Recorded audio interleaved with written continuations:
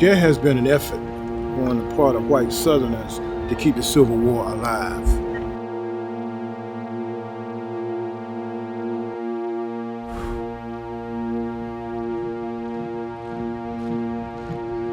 The national headquarters of the League of the South is working towards a regional secession of the southern red states for the preservation of the southern people, because we are a separate and distinct people from those to our north and west.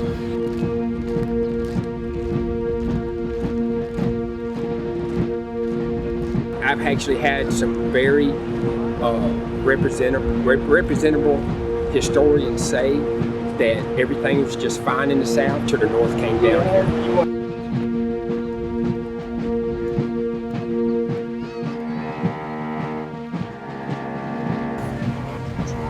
I'm born and raised Southern. I support the South.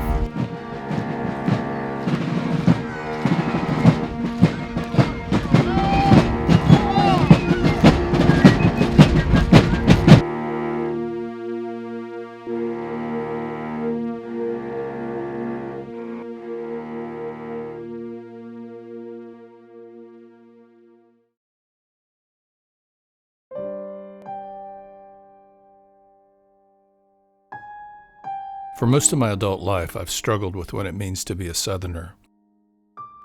That's because I come from a place that's scarred by a violent racist history and a place that's still very racially divided. My struggle is centered on how to reconcile those realities with the place I call home, a home that in many ways is paralyzed by a war it lost some 150 years ago and a past it refuses to honestly confront.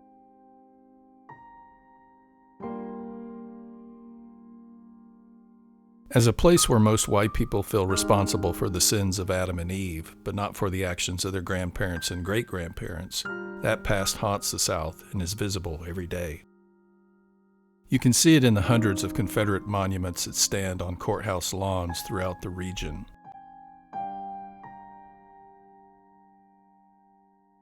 It's visible in how streets and highways throughout the South bear the names of Confederate leaders who thought black people were savages. Some streets are even named after leaders in the Ku Klux Klan, like Nathan Bedford Forrest and John Brown Gordon. Gordon even has a statue on the lawn of the Georgia State Capitol. That past is also evident in how the memory of Southern plantations, places of brutality and human enslavement, has been whitewashed into tacky tourist sites along interstate highways, or into the names of streets, apartment complexes, subdivisions, and golf clubhouses, including one where a tournament ironically called the Masters takes place. White Southerners erected these symbols decades after the South lost the Civil War, and today they're accepted as normal and just the way things are, in spite of the fact that civil rights leaders like Reverend Floyd Rose have long objected to the celebration of the Confederacy and Confederate leaders. We were never asked to participate in any discussions that had to do with honoring men like Robert E. Lee or Nathan Bedford Forrest or any of the others that these people seek now to honor and adore. It's not right, and I, for one, am totally against it.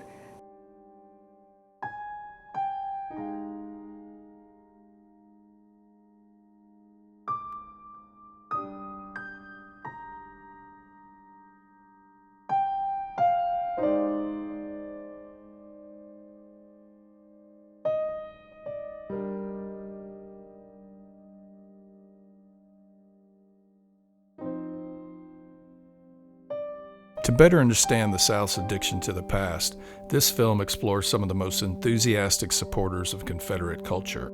That is, people who participate in and attend the many Civil War reenactments and festivals that occur each year throughout the Deep South. These events are an important commentary on the culture of the South because they draw thousands of people each year and they bear witness to the love affair many Southerners have with the past. So starting in 2012, I talked a couple of good friends of mine into helping me make this film, and we attended Confederate events in North Florida, not too far from our home in Valdosta, Georgia. Our plan was to find out why people participate in these events, and we also wanted to know what they reveal about the culture of the South. One of the main things we wanted to understand, given all the ways you could spend your time and money, was why do so many Southerners feel the need to dress up, reenact, and celebrate a war our ancestors lost? My wife likes the period of time with the ball dresses and the antebellum ways that they had, and that's why we do it. Some of these fellows do it because it's an adventure. I'm interested in the history and the personification of what actually happened. I guess I grew up with a love of the war, an interest of the war. Some of them do it because it's a chance to get away from the mundane, from what their normal lifestyle is. My ancestors were all greatly involved in the war. My great-great-grandfather was the last Confederate governor of South Carolina. Well, I am a part of a heritage organization that celebrates our Southern heritage and history. I like to sew, so I said, well, man, I can make one of those dresses. You know, I can make this hat, I can make this coat, I can make my pantaloons. This is the ladies' underwear. That's the underwear. 3 reasons. One is hanging out with your friends camping.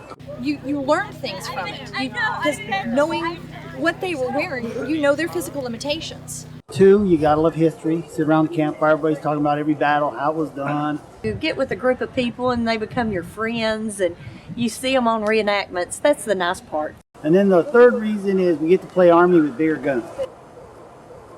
It gives you a different perspective. It does. It gives you a greater understanding of the history and how they fought and how they felt. One of the primary reasons I really love this reenactment is my grandfather was killed here. Really? My great-great-great-grandfather, not granddad, died right here on the field, the line. And so that's my ancestor, and I come here to honor him. You show up because your friends are here. It's like a big camping trip for you and your pard.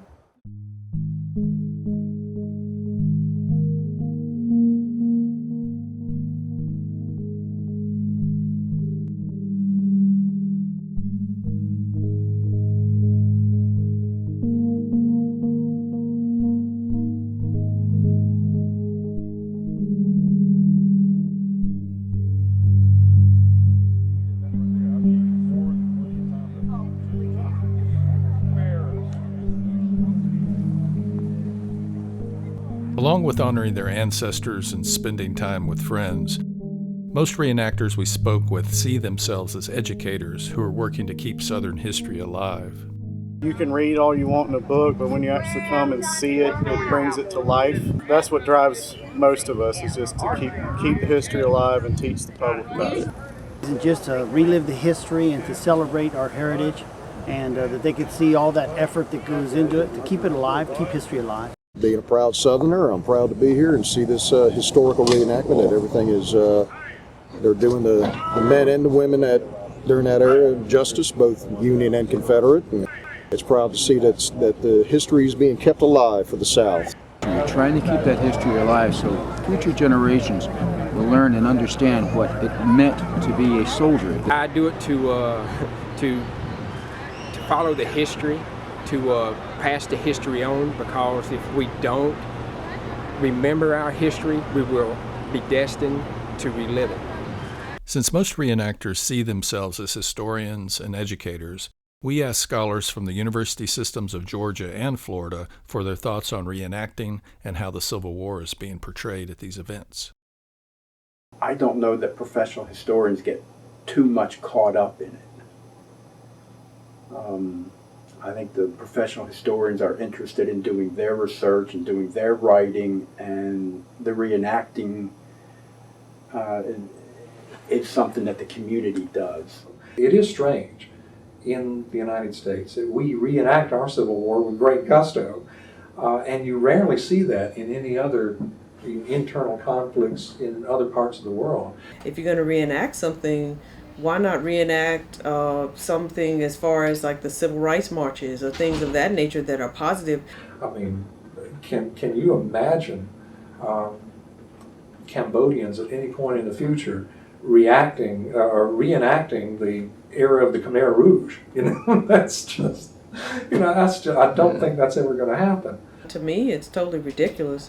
there's no justification for it, because it's not, even though I guess the people who participate in this think that there is, but with the amount of money that's spent, you have to question whether or not that money could be used for a better purpose. I've never interviewed a veteran who's been in combat, including myself, who would have the least bit of interest in taking part in a reenactment, because, I mean, I don't even watch war movies, because once you see a person shot and killed and you see a person dying and you've been shot at yourself, you don't want to relive that. In the late 19th, early 20th century, unit reunions were real common.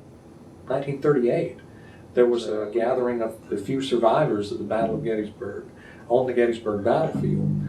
And I remember back in 1913, there was a group of them that actually met at the stone wall where some of the bloodiest fighting had occurred and shook hands there. But you didn't really have a reenactment of the battle. Did they reenact the battles? No. They engaged in the type of behavior that combat veterans would engage in. In our research, we found that even at Olustee, Confederate veterans reunited some 48 years after that battle to reflect and dedicate the newly erected Confederate memorial there.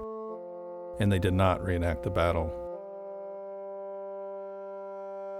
If you understand what grape shot did to the human body in 1863, you would not want to even take part in a reenactment of that. I think if you're really thinking about it, I mean, if you've ever read descriptions or you've ever seen battlefield photographs,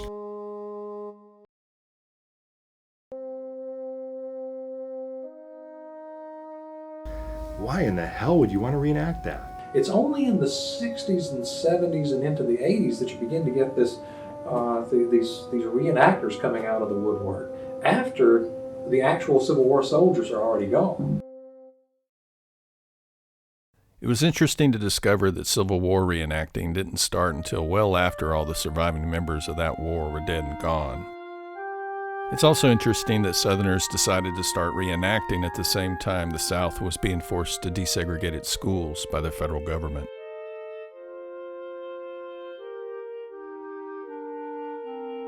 So I think that there's a little bit of voyeurism, frankly, that's going on.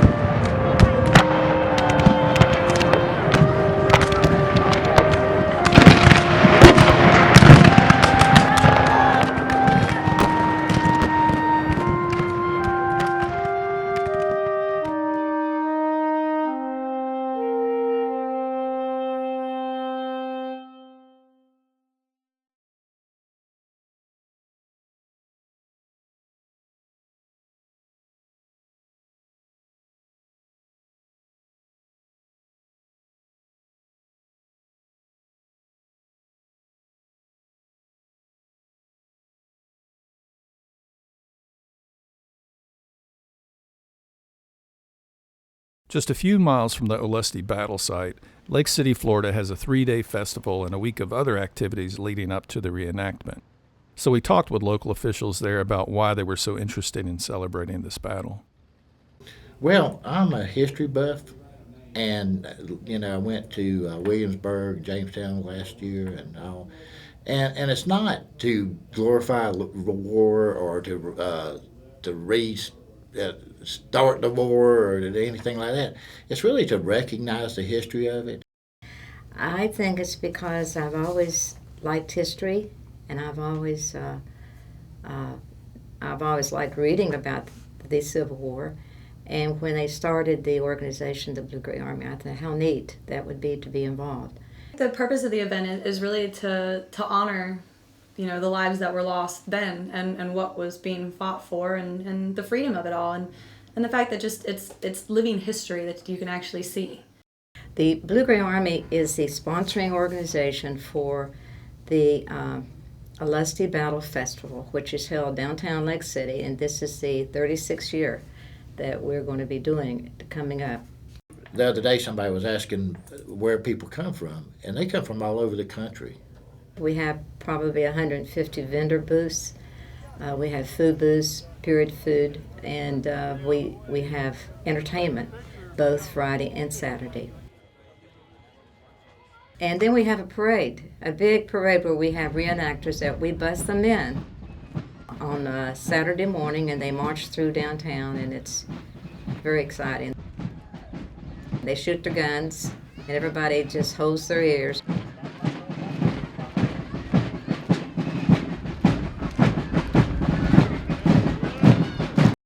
The children love it. Lake City leaders not only play a key role in organizing the Olustee Festival, they also shared how they actively participate in it. I have a uniform. I've had a uniform that was made by a reenactor when I first got involved. He said, "You've got to have a uniform." I said, "Okay." And I still wear the same uniform. It's 36 years old. So I'm actually a general as well. I've been the commanding general over the blue-gray and, have the general's uniform and wore that all weekend. This year we have Judge Tom Coleman, and he is a county judge, and he's been doing it now. This is his 5th or 6th year, I forget.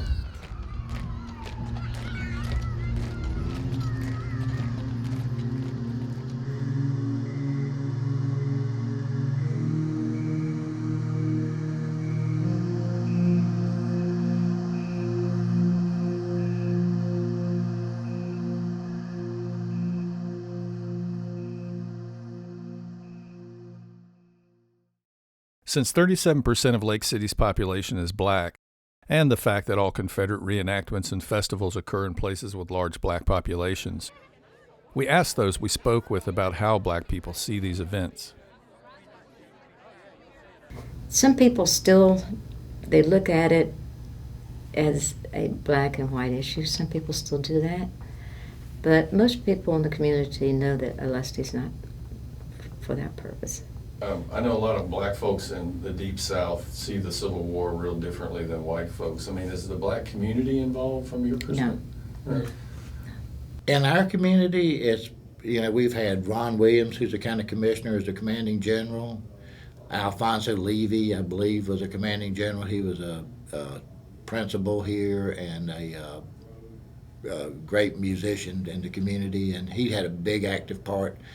In fact, he passed away a couple of years ago, and I've got his part in the Blue-Gray Army now, which was one of the higher positions that he held.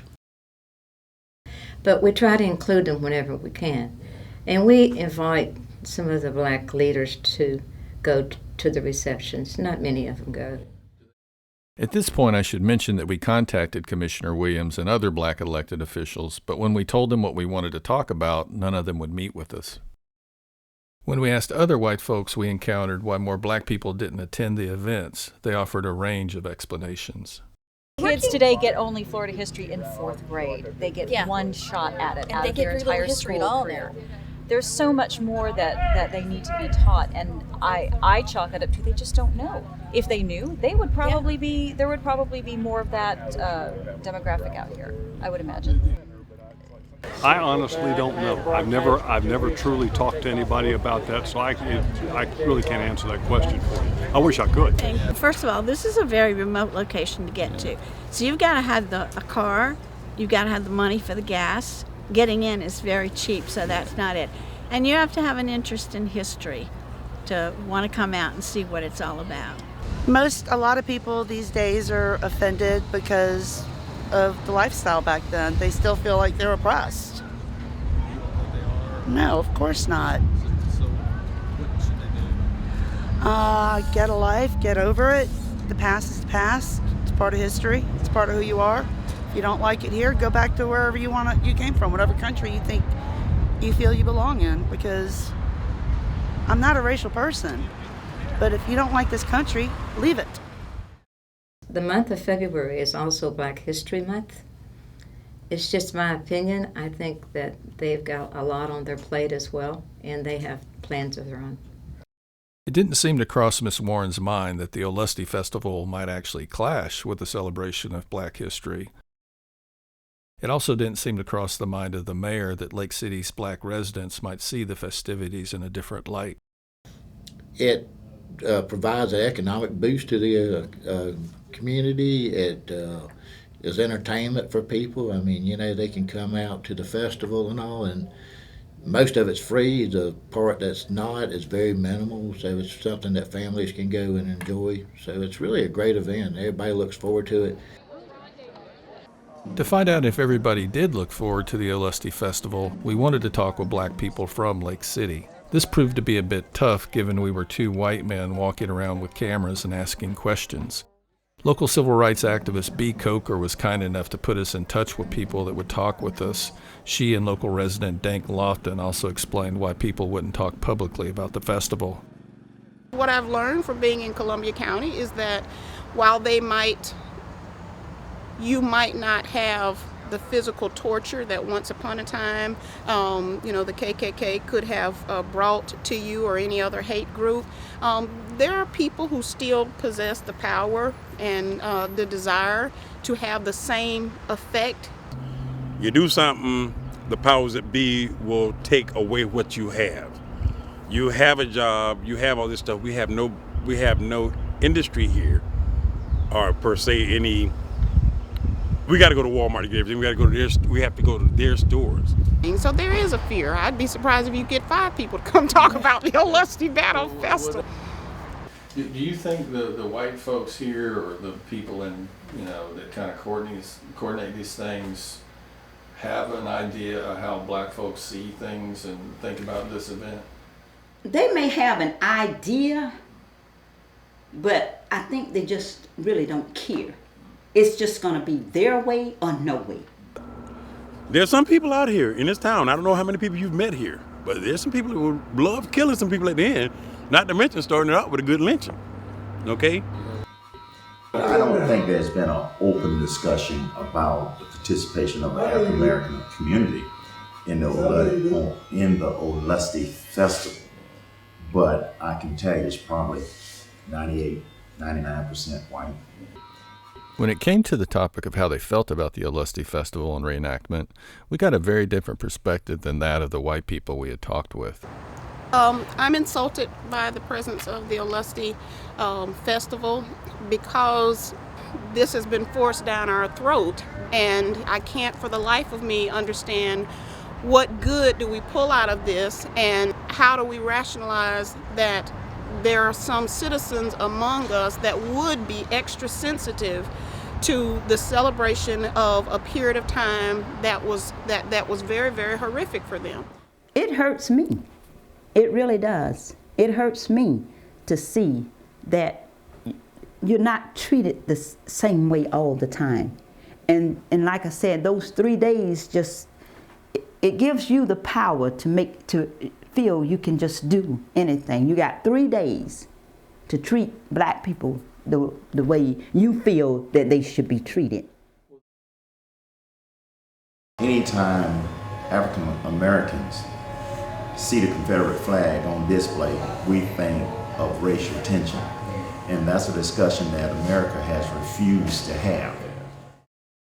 One black resident had some interesting things to say about the festival and reenactment, but would only talk with us if we agreed to disguise her voice and not show her face. Do black folks talk amongst themselves about it? Yes. They call it the Redneck Festival. Yes. That's exactly what they call it, the Redneck Festival. I mean, it's what we as black people endured, my ancestors, all that they went through to even have freedom, and then it's still like, we still don't feel free. And then to continue to have an event like this every year, and it's very supported from people all over, from everywhere. People come from all walks of life just to participate in this, and it's not black people. Every year that I watch the people who are selected to take certain roles in it, it just makes you feel quite candidly about how they really feel about you. I think that it would never end because you're instilling this in your children as well. It's already in you, and then you're instilling it into your children, so it'll continue on, it'll never end.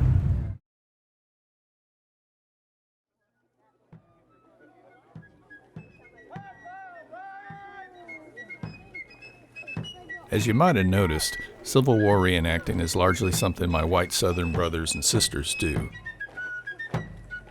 In fact, we found it pretty difficult to find anyone who wasn't white at the events we attended. We also found it hard to find anyone actually from the North playing the part of a Union soldier, and when we did, they were typically retirees or transplants to Florida. I'm originally, and I still have my major residence in Michigan. I'm only here for 6 months. I have the best of both worlds. Almost without exception, everyone here either lives in Florida or Georgia, or Southerners born. They portray whatever they want to portray. I have blue and gray uniforms, so it's wherever they need me, that's where we play. The longer you're in the hobby, the more you want to make it look realistic. You need to have realistic numbers. Since reenactments and Confederate celebrations are largely white events, we were a bit surprised to run into a handful of black participants, and when we talked with them, we found out that their motivation was quite a bit different from that of the white reenactors. At the end of the Civil War, basically the society at large erased the memory of black soldiers and their important part they played in the Civil War. I never knew that blacks served in the Army, the Union Army. That was not taught to me. We were not taught in elementary school, high school, or college. And it was difficult for me to believe based on the education I'd received in public schools that hadn't taught us anything like that, and it was just flew in the face of what I'd been taught. What would you like spectators to take away from this kind of event? Well, the fact that there were black men who fought in order to ensure that slavery was abolished. Basically, we want them to know that the African Americans fought during the Civil War. Over 200,000 fought during the Civil War. Almost 68,000 gave their lives during the Civil War. A lot of this history about those soldiers are not in the history books. All told, in the course of the war, I think the number is about 188,000. So close to 200,000, and many of them were engaged. Many of them were engaged at Olustee, many of them fought in other battles, and many of them were eager to fight. Over 1,000 of them from Florida, mainly former slaves, fought in the Union Army, and that's not even to count the number that fought as in the Navy or served as spies or scouts or laborers or things like that. That's a tremendous narrative in Florida that's continually glossed over or just forgotten.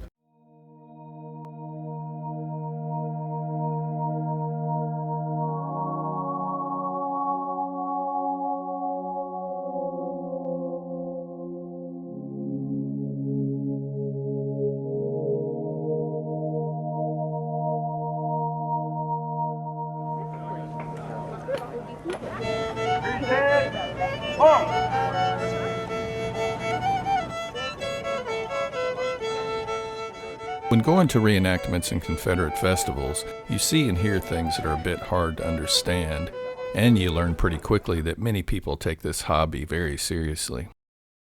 I wish I was in the land of cotton, hometown Sarah, but look away, Dixieland. In Dixieland, where I was born, early on across the northern way, look away, Dixieland. You also quickly understand why the hobby of Civil War reenacting proves to be a multi-million-dollar industry, given the time and money people spend on outfitting themselves for the events.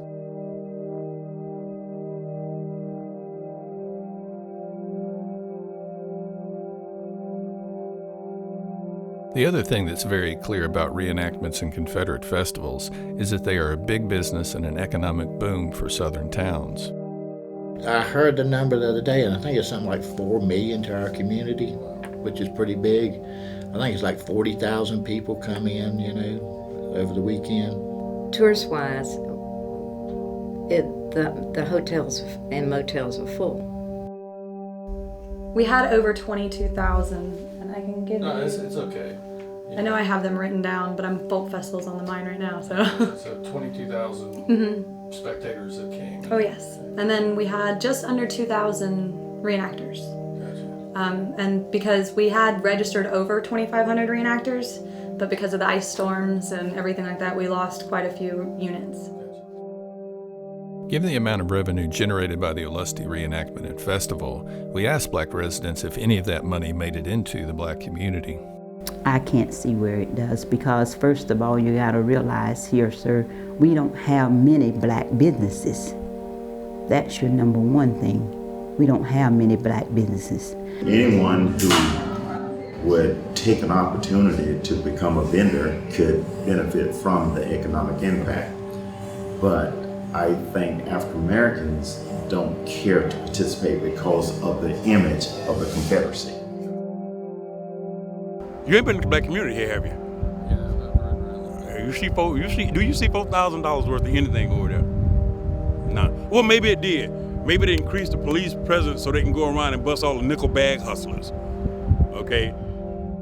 Mr. Lofton's comments might seem silly to some, but they may not be that far-fetched given the fact that there are 4 prisons surrounding the Olustee battle site, which is just a few miles from Lake City, Florida. These publicly and privately owned prisons are also disproportionately populated by black men, and they're also some of the biggest employers in the region.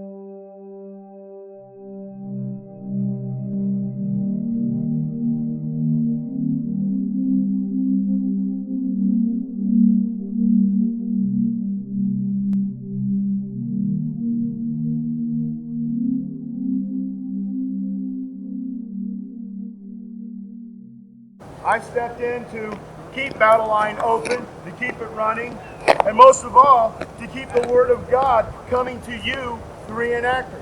Because even though we love portraying the history, we should not do without the Word of God.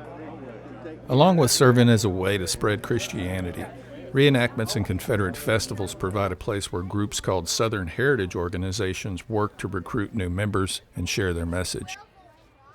Started decades after the South lost the Civil War, 2 groups that do that include the United Daughters of the Confederacy and the Sons of Confederate Veterans.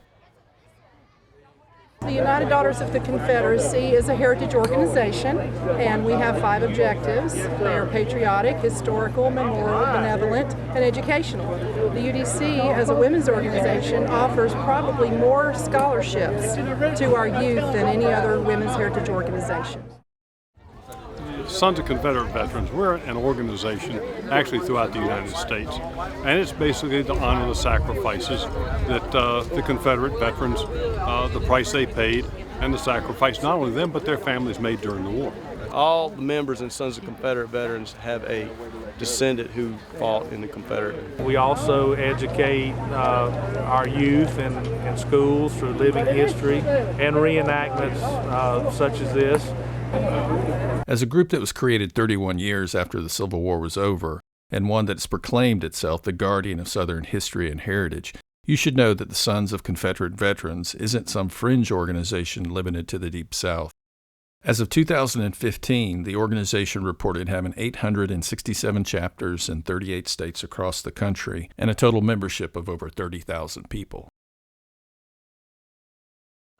They are also very serious about ensuring that future generations will carry on their historical and political ideology.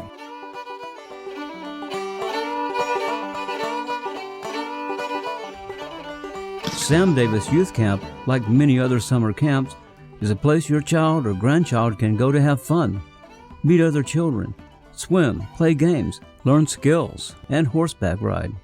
But Sam Davis Youth Camp offers much more to your child than games and activities.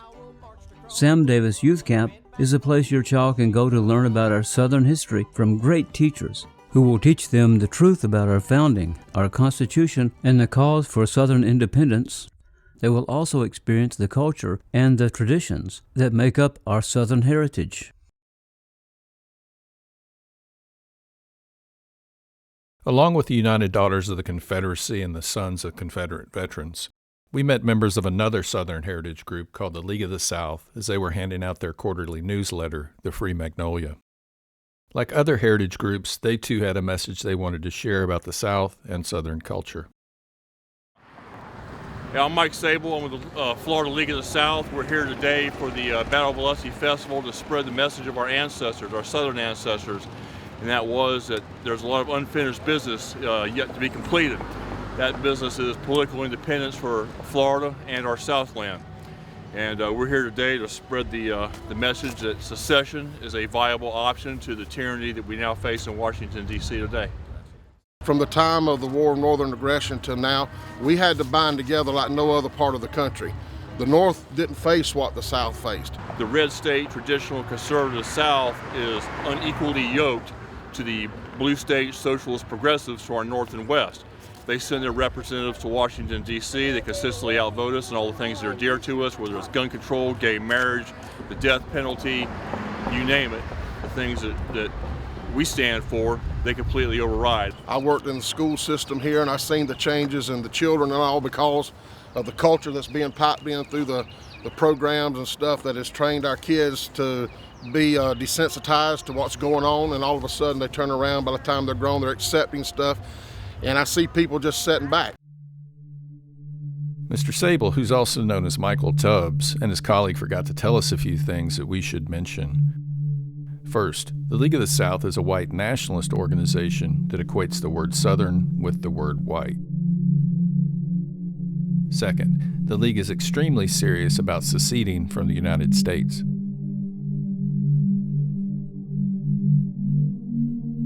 As of 2014, they were in the process of forming a paramilitary group called the Indomitables, whose objective is to work towards that goal.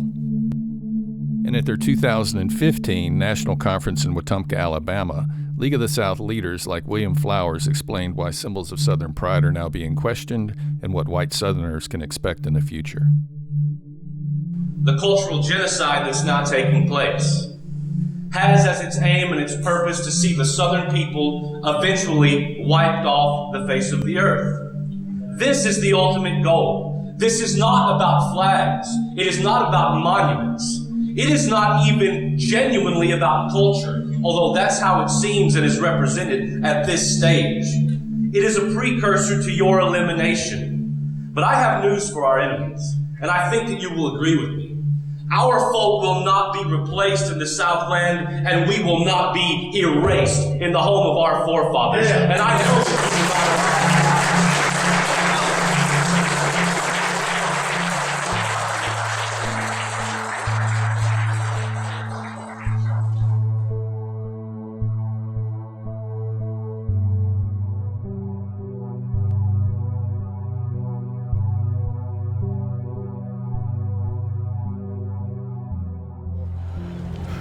What we as black reenactors and historians feel is that there is a movement on, a revisionist movement on, to rewrite history.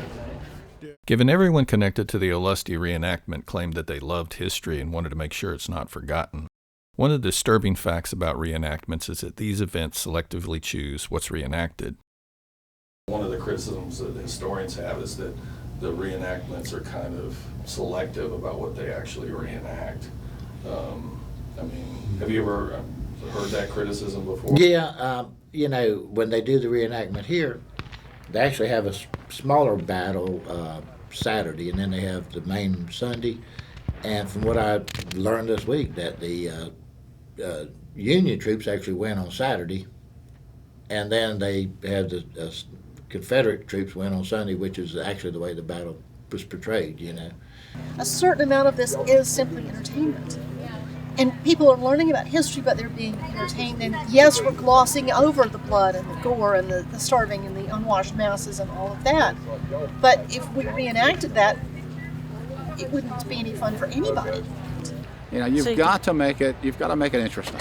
If you make it interesting and accessible, then you hope that they will go back and study it more, and they will find out the realities on their own. You know, and it's grown men playing war, you know, or cowboys and Indians type thing, you know. If you're going to tell it all and tell it truthfully. And then when you know the truth, you can deal with it one way or the other. If it's going to be a reenactment, everything that happens needs to come forth. You bring it out, or you just leave it alone altogether. You don't have it if you're not going to tell the truth. In addition to distorting history, we also learned that many historical events are simply ignored by reenactors. As Paul Ortiz put it, we have a second Battle of Gainesville reenactment, and I've asked people involved in that, well, why don't you reenact the first battle? And they'll say, well, there wasn't a first battle, it was just a skirmish. And the reason they don't like the first Battle of Gainesville was it ended with a lot of African Americans from Gainesville in Alachua County freely of their own will choosing to leave their plantations to join the Union Army. As we spent time at reenactments and Confederate festivals, it became more and more clear that these events serve as a way for white Southerners to rewrite history so we can feel good about our ancestors, ourselves, and our past. No topic made this more clear than when we brought up the issue of slavery and why Southern states went to war. What do you say to people that want to make this case that it was really about slavery? Well, you said it, you proved it. That's the biggest thing I would tell them. You said it, you proved it. We live the history, and you can't just come along and paint a racist face on something that actually occurred 150 years ago. It is what it is. We need to study it, we need to learn from it, we need to celebrate it, and we need to move on. Slavery had nothing whatsoever, truthfully and honestly and historically, had nothing to do with the War of Northern Aggression. None whatsoever. The causes of the war were not racial.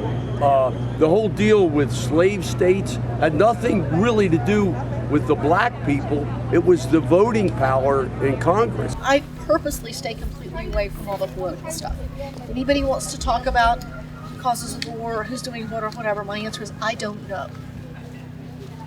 And I can do it period and say, well, politics is for men. And my father didn't think it was appropriate for women to be involved in politics, as neither does Mr. McDougal. So I just stay out of that completely. That's for the men to resolve. And they should be able to work this out, because that's what men are supposed to do. They're supposed to be able to work these things out. Because I don't want to get involved in a political discussion with anybody at one of these events. Having worked here, I understand that slavery was just a very small part of the Civil War. I mean, it blew up to be more, but really and truly, it was more of the South didn't really want to be owned by the North, and they didn't really want to have to give everything up for nothing. Folks from the South don't like to admit, I think, that slavery was the issue. And they will say it's economics, and they'll say that states' rights was the cause of the war and not slavery. Either they're in denial or they purposely try to deny that race has anything to do with this. And they say, oh, this is just our Southern heritage and it's not about slavery. But how can you say that? Because that's exactly what it's about. What I hear the most in terms of the reasons for secession from people who want to avoid talking about slavery, I mean, states' rights would be the top, by far, I think, the top reason. What was the Civil War about? States' rights. The war didn't start over slavery. It started over the concept of states' rights. It was not the racial issue that it's been purported to be. It was about states' rights. It was mainly an issue of states' rights and allowing the states to make their own decisions on how they wanted to run their affairs. When you follow that argument through, what was the right that the states wanted? The right to take their slaves where they wanted. Is one of those rights still owning slaves? Is that fair? Well, yeah, slavery was a part of the states' rights issue. Definitely. One of the issues around states' rights was the right to have slaves. Yes, trust me, I'm not saying that slavery was not an issue. But remember, slavery was legal in the United States, all right? It's a situation where no one wants to come in and say, oh, well, the war was fought over slavery. I mean, that's not an honorable reason to wage a war. So why would you even bring that up? Most things like that are economic. They also believed in having the right to not be overtaxed. If we grew cotton here and a lot of other products, we had to ship it up north. If you shipped it overseas, you had a big tariff on it. Taxation, all right? The South was being taxed, but the money was all being spent up north. And it was about the fact that the South was being choked off with taxes and embargoes. A lot of people say that the slavery was the overriding factor that was a part of it. There were also trade issues with taxation of goods that were being exported. What seemed to be the sort of major catalyst for the U.S. Civil War itself? What caused it? Well, slavery generally, the expansion of slavery in particular, and the slaves themselves by escaping in such large numbers. I mean, by one estimate from 1810 to 1850, about 100,000 slaves escaping, and even more during the 1850s. I think there was one estimate that I recently read that perhaps by the late 1850s, 50,000 slaves escaping annually. Well, the first 10 reasons can be summed up in one word: slavery. And we know this from the documentary record. We know this from studying the so-called secession conventions. You know, even though most of those were not kind of democratic conventions, but they were basically conventions held in the lead up to the Civil War, where kind of elites and state leaders would get together in the South and talk about, well, what do we do now that Abraham Lincoln is elected? Since Southern states left a written record explaining why they were leaving the Union, we looked at some of those documents. In them, states explained that they were leaving the United States over the issue of slavery, and there was no mention of any unfair taxes or tariffs. For example, South Carolina declared they were seceding because of the increasing hostility on the part of non-slaveholding states to the institution of slavery, the fact that northern states had denounced as sinful the institution of slavery, and finally, South Carolina leaders believed that with the election of Abraham Lincoln, the North would wage a war against slavery until it shall cease throughout the United States. Along with denying that the Civil War had anything to do with slavery, many reenactors and heritage group members spread other myths about that war. One of the major myths that they create is this notion that slavery would have died out anyway without the Civil War. Slavery would have ended anyway. It was on its way out. I think personally that slavery was on its way out. All right. What would you I don't have any one thing that I can point to be honest with you, about that, except that the culture was evolving. The entire United States culture was evolving. All right. Again, there's no evidence for that whatsoever. Again, slavery was an expanding institution. We don't have to speculate about whether slavery was going away or not, because the U.S. Census kept track of who owned slaves for decades. The census also clearly shows that the number of enslaved people in the South had been increasing by nearly 20% with each passing decade. So by 1860, there were nearly 4 million enslaved people in the South, and states like South Carolina and Mississippi had more enslaved people than they had free white people. Again, it wasn't about protecting slavery, it was about expanding slavery. And then coming up against the realization that a lot of our good friends up north were not into that for different reasons. Well, I think one of the biggest misperceptions is that the war was about slavery per se, and slavery where it existed, and it wasn't. It was about the expansion of slavery into the new territories. One of the other unfortunate myths that's kind of returning is, well, slavery wasn't so bad after all, and really it was kind of a pretty good deal, for black people. They didn't have to work very hard. They got all their needs attended to. I don't condone slavery. Slavery was not a good time in our history. But if you look at it, if you lived during that time, some of them were happy to have a roof over their head.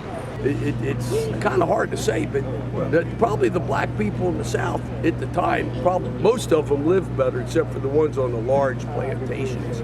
Not to say it was right, but for the time. Economics in the South made slavery economical, but the manufacturing up north didn't. They basically had their own slaves up there. They weren't actually slaves, but they had people that immigrants that came over, that were paid low wages. All right, so each of them had their own, each of them had their own black eye.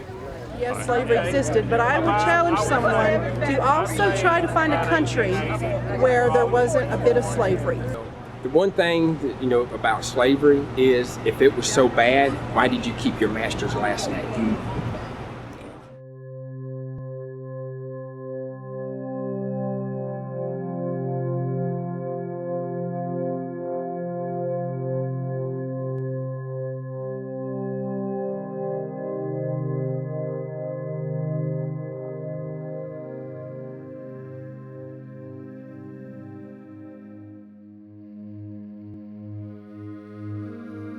While white reenactors worked to erase the subject of slavery from Southern history, our historians shared a number of things about the Confederacy that weren't made public at the reenactments we attended or by the reenactors we spoke with.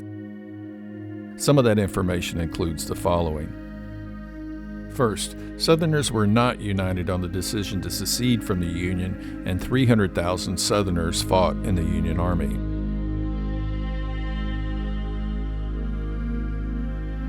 The Confederacy also had to impose a draft or conscription in 1862 because too few Southerners were volunteering to fight.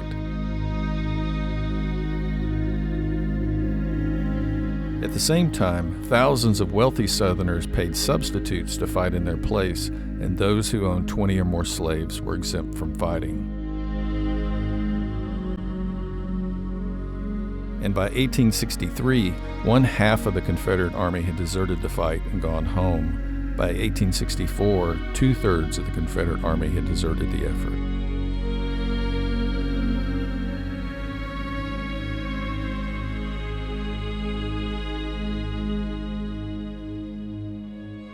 Given that roughly 1 in 4 white Southerners owned slaves, we asked why those who didn't own slaves would fight and support a war to expand slavery. They wanted to be slave owners. They wanted to be in that gentry. They wanted to be the planters. And slaveholders are saying, well, you non-slave holders, 75% of white Southerners who didn't own slaves, well, even if you don't own slaves now, even if you can't afford slaves now, don't lose hope. We're going to open up slavery in the West, and you can, we'll get your cheap land and cheap slaves out there.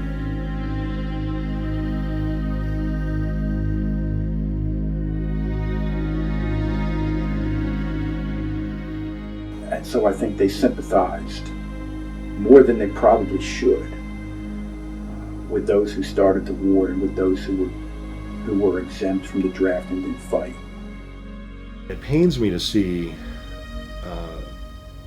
reenactment culture that kind of denies these differences and that kind of flattens them out and doesn't understand the difference between a plantation owner in 1861 who was mustering a regiment partially in the fact that a lot of the guys in the regiment owe him money.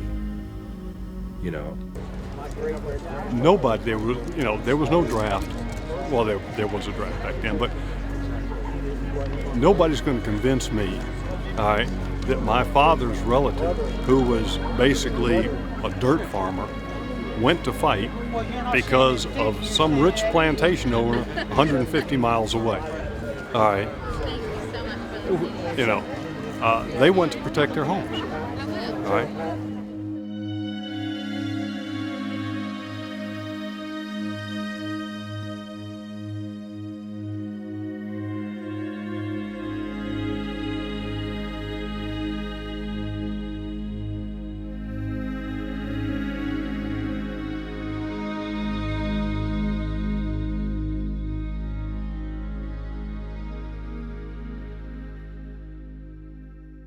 While filming in Lake City, we met journalist T.D. Allman, who researched the Battle of Olustee for his book Finding Florida, which was a finalist for the National Book Award in 2014.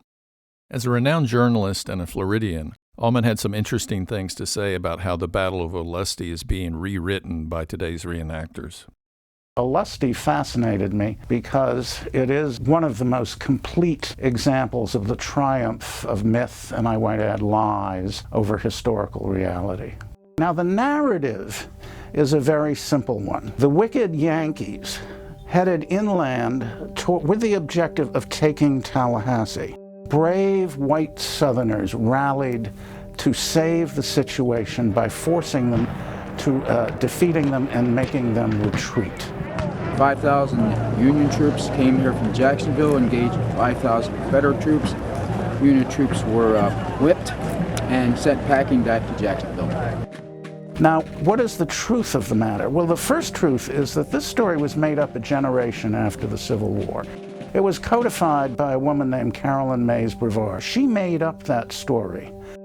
She was the powerhouse behind these fake Confederate monuments you find all over Florida. I say fake because the monument at Olustee was commissioned, I believe, in 1912.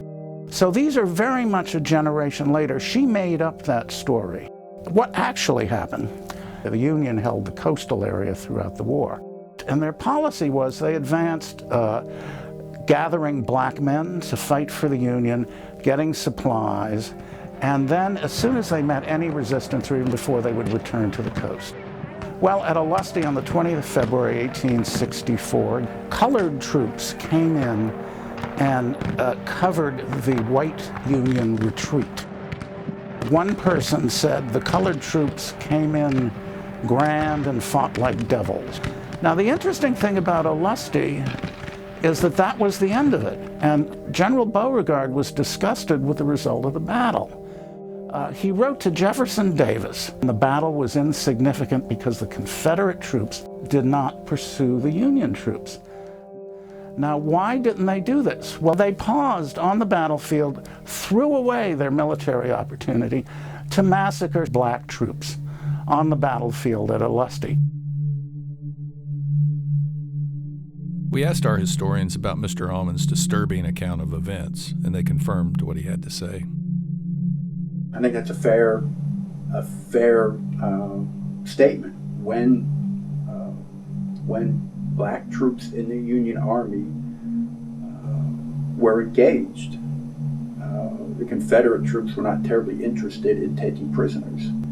There was a diary of a fellow, a Georgia cavalryman by the name of Pennington, who actually, after the battle was over, and he knew the battle was over, he heard these shots going on, and he rode out there to see what was going on, and he asked what I think it was the lieutenant in charge. He said, "What is going on here?"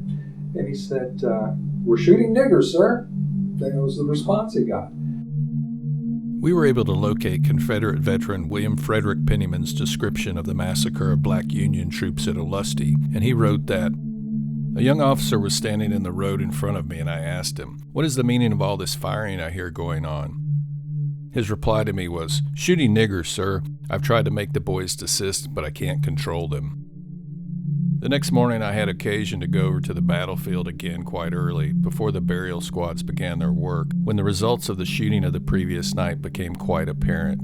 Negroes, and plenty of them, whom I'd seen lying all over the field wounded, and as far as I could see, many of them moving around from place to place, now without a motion, all were dead.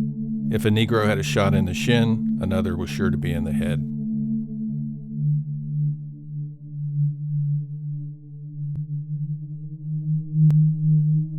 The Union Army investigated the massacre of black soldiers at Olustee, and Union General John P. Hatch reported that after the battle, the very small number of colored prisoners attracted immediate attention, as it was well known that the number left on the field was large. It is known that most of the colored men were murdered on the field. These outrages were perpetrated, so far as I can ascertain, by the Georgia Regulars and the Georgia Volunteers from Colquitt's Brigade.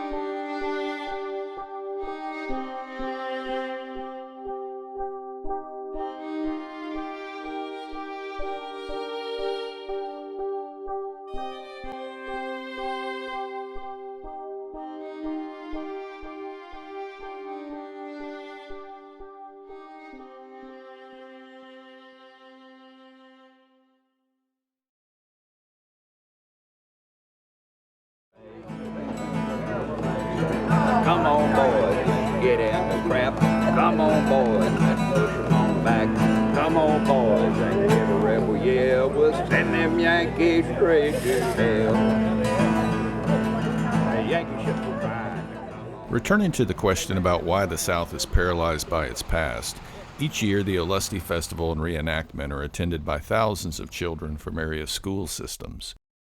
This gives reenactors and Southern heritage groups the opportunity to tell their version of history to a very large and very impressionable audience. Friday is the first day of our festival, and school actually lets out that day. They have buses that bring kids down here. They have choirs from the schools that participate. I like that the school kids can come out and they can see it, because a lot of, especially in our county, a lot of them, you only get what's in the school books. And it's called Education Children's Day, and they're able to take tours of the camps. The reenactors talk to them, and they have scheduled programs, and it's very well attended. I think somebody told me there was between 2,000 and 3,000 children out there last year. We set up on Thursday so that the school kids that come out on Friday have somebody to display and explain things to them. The more people come through here, the more you enlighten them about the real causes of the war. That's what we're out here to do, is to teach the history by living it. I'm a teacher. I've taught history for many, many years, and the history books might contain splashings of relevant primary information. So it's our job as educators and as parents and as members of heritage organizations to do better than that. Any idea how many schools come out on Friday? I can tell you the number of students. We had close to 3,000 on Friday, another 700 on Saturday, and about 1,100 on Sunday. We had Dunellen, we had Jacksonville, St. Augustine, Tallahassee. We actually had one over by Panama City. They were a magnet school. Almost everyone from Lake City and Columbia County, Hamilton County, Suwannee County. It's just this entire area. And a lot of homeschool groups, because we're a big homeschool area. Are folks in the community aware that they're busing kids over to this thing, like on Fridays, so the schools actually let kids out of school to go talk to the people? I'm not sure. No. I don't think that the people in the community here, I don't think they're at the point now they don't care what they do. Never as a child do I recall there being even the Olustee battle posters in the school. They made the school this year. That's offensive. I have 2 young children, and they learn very little about Black history, and they learn very little about just the truth about American history in general, except for maybe Martin Luther King or maybe a little bit about slavery, and they're not even told the whole story about that. And so when students see these reenactments, they really do believe that this is true, because they've not been taught anything other than that in schools. And that's all the more reason why, if you're going to have this reenactment, make sure that you tell a truthful, valid reenactment. You desensitize the reality of that period to these children. And so you have them thinking, oh, Confederate flag doesn't mean hate. It doesn't stand for all of that. That I heard someone say the N-word, it doesn't mean that they're numb to what those things really mean. African Americans have to bear the heaviest burden, because in this part of the country we have a heavy reenactment culture, and almost all the reenactments glorify the kind of mythical white Confederate cause at the expense of African Americans. The Confederacy comes to symbolize white supremacy. The memory of the Confederacy symbolizes white supremacy. That narrative, which to me is getting more and more louder, is one which really does a lot of, I think, psychic and moral damage. It's really a negative situation.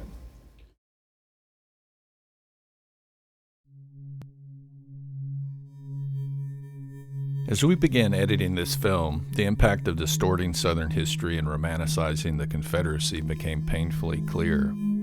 Because on June 17, 2015, 21-year-old Dylan Roof walked into the Wednesday night prayer meeting of the Emmanuel AME Church in Charleston, South Carolina, and brutally executed 9 people. Shortly after the massacre and his arrest, statements and photos Mr. Roof posted online began to surface, revealing his racist motivation and his love of the Confederacy. That information also revealed some of the same beliefs many reenactors and heritage group members regularly spread. For instance, some of what Mr. Roof posted included, "I wish with a passion that niggers were treated terribly throughout history by whites, that every white person had an ancestor who owned slaves, that segregation was an evil and oppressive institution," and so on. Because if it was all true, it would make it so much easier for me to accept our current situation. But it isn't true. None of it is. We are told to accept what is happening to us because of our ancestors' wrongdoing, but it's all based on historical lies, exaggerations, and myths. I've read hundreds of slave narratives from my state, and almost all of them were positive.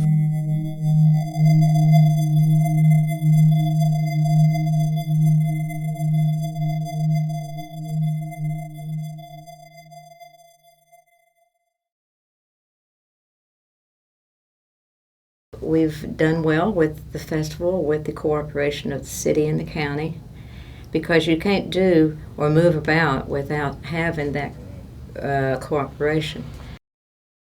In the process of making this film, it became more and more clear that another reason many Southerners are lost in a distorted version of history involves the fact that state and local governments play an active role in maintaining the same myths reenactors and heritage groups spread. In fact, many Southern states have created a whole Civil War tourist industry, one that draws tens of thousands to assorted historical sites and events throughout the South, and one that continues to leave out historical facts about that war and what caused it. Many state leaders throughout the South, like Georgia Governor Nathan Deal, have also maintained and created holidays that glorify the Confederacy. For example, in 2013, Deal, the governor of a state with 3 million black residents, officially proclaimed April to be Confederate History Month throughout the state, in addition to state holidays that already celebrated Robert E. Lee's birthday and Confederate Memorial Day. This means that state and local governments, which are funded by the public's tax dollars, are also central players in sponsoring Confederate events and perpetuating a distorted history of the South, one that glorifies an army that broke from the United States because it wanted to expand the enslavement of black people.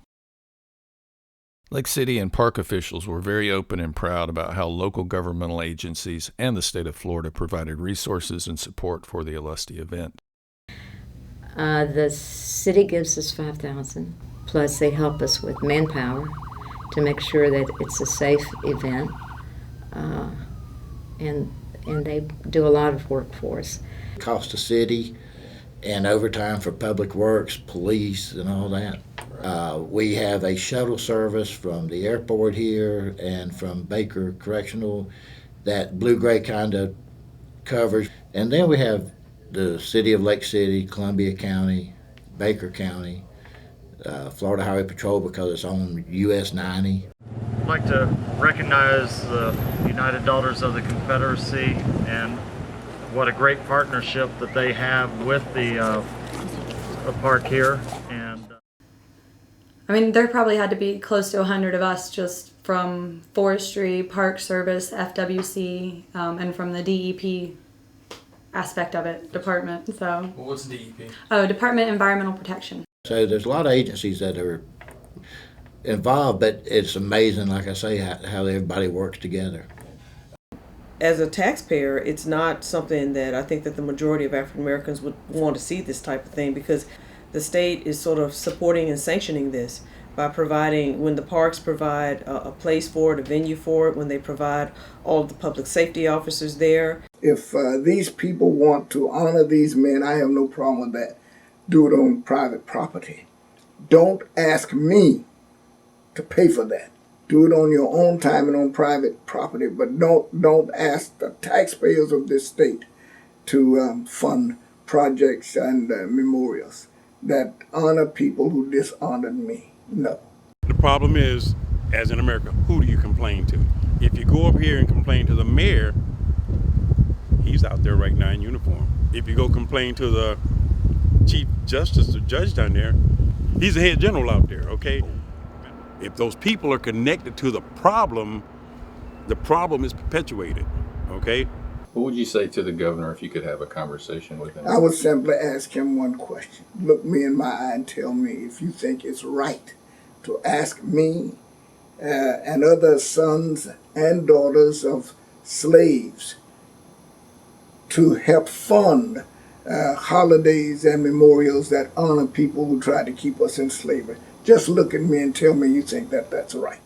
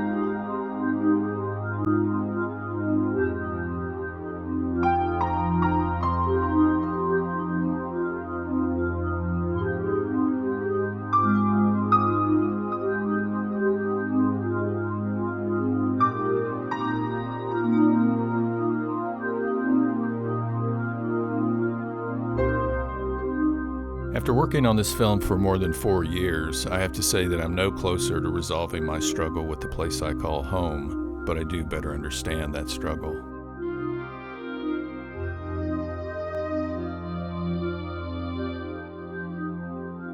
At the same time, I know that if any of us look around the places we each call home, we'll discover that racism and myths about this nation's history aren't limited to the South.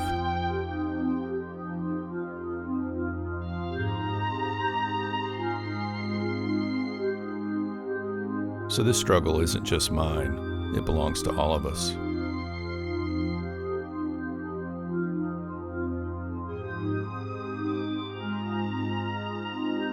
With that in mind, I'm left wondering if each of us will ever honestly and courageously begin confronting this nation's history so we can better understand how it shapes the present and our future.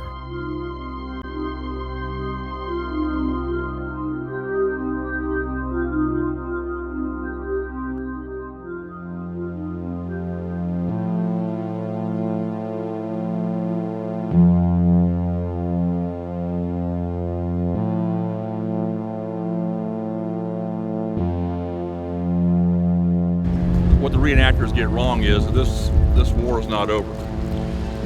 We've been under Reconstruction now for 150 years to various degrees, and it's killing us. It's killing our people. It's killing our spirit. It's killing our culture. It's killing our children. And the only way to get out of it is through secession.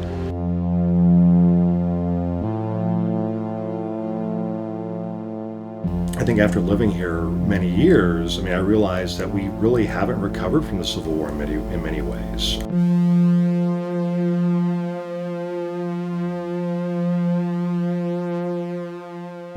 The war didn't end. The war is not over.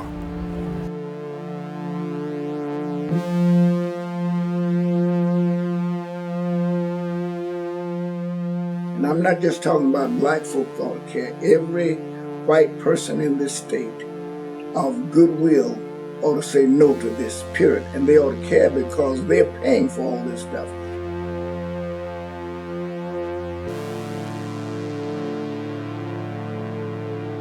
So I'm asking all proud Southerners of our kith and kin, blood and soil nation to become Southern nationalists and join with us today. Come prepared to do battle for your survival.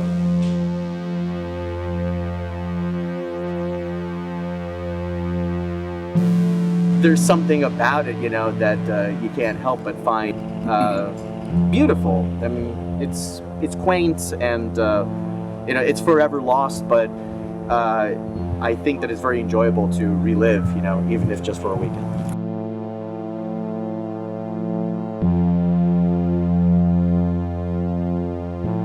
I had an uncle who passed away. We were in Miami. He always said he wanted to be in Lake City when the end of the world came. And he said that from the time I was a kid. He passed away like in 97. And he says, Lord, I wish I could get to Lake City. And I'm like, why? He says, because Lake City is 25 years behind the world. I can live 25 more years.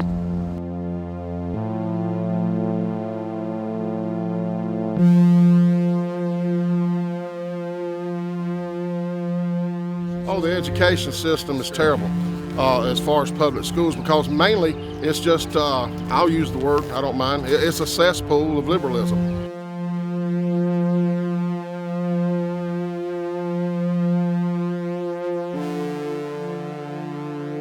Again, I think it's just people sending a message that, this is something that we want to do.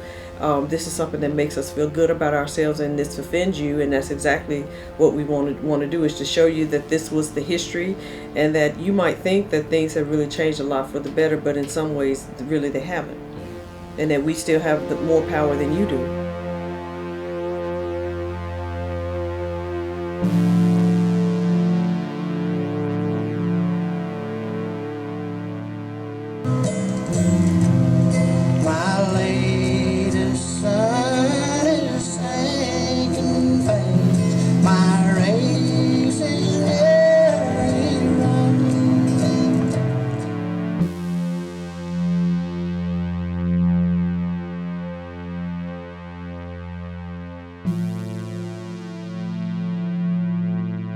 If you really want to reenact accurately, reenact desertions. By 1864, 2/3 of the Confederate Army has deserted.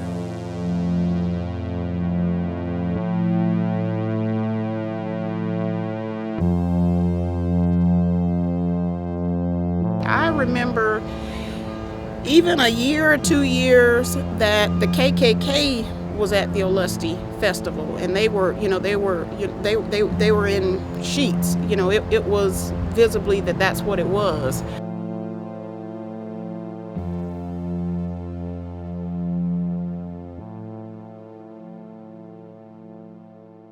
What is it that you like about being a Southerner? I like the people. I like the association. I like the fact that it means something.